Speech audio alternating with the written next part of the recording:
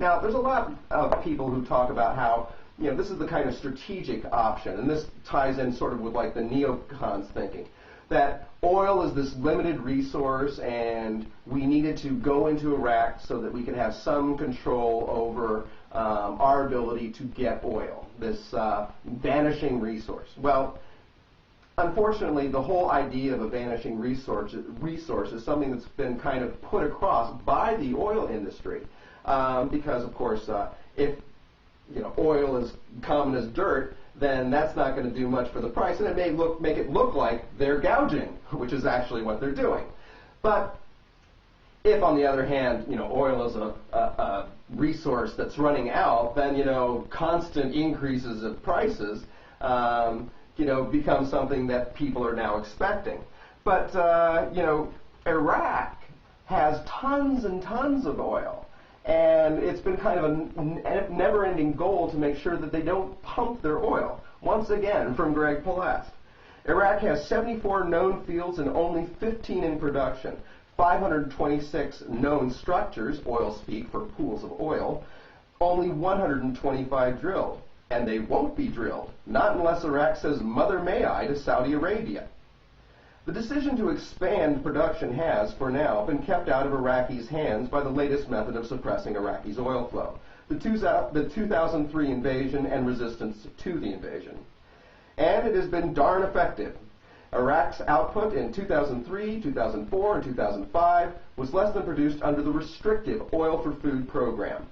Whether by design or happenstance, this decline in output has resulted in tripling the profits of the 5 U.S. oil majors to $89 billion for a single year, 2005, compared to pre-invasion 2002. So, what are the ramifications for this? You pay more at the pump. You pay more at the food store for everything that you buy that, of course, has to be transported to the grocery store. And that's true of everything, because everything gets transported in today's economy. In addition, there are ramifications for everyone in the world. I mean, I don't know if you've been hearing about these food riots, but there's lots of them, and they're taking place in countries all around the world. Why? Because it's costing more to get food to them too, and they started off poor. And if you're on the brink of starvation and suddenly your food costs twice as much, well, you're over the brink now.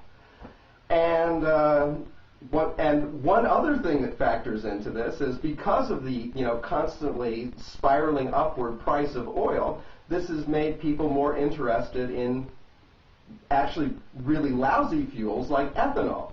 Now, ethanol is getting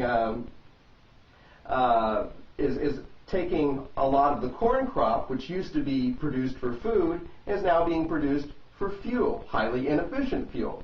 But that's corn that's not available for the food crop. That means the price of corn goes up, even in addition to how much more the leftover corn goes up in price due to the fact that it costs more to ship it around. So, all in all, you can see there are huge ramifications for this. And there's nothing in it for like the average U.S. consumer. This is all just huge money being taken out of your pocket in every conceivable way. But on the other hand, there is the plus. At least there are winners for the war in Iraq. And if you're a huge multinational oil company, you're making out like gangbusters. Congratulations, you've won the war in Iraq. More winners to follow.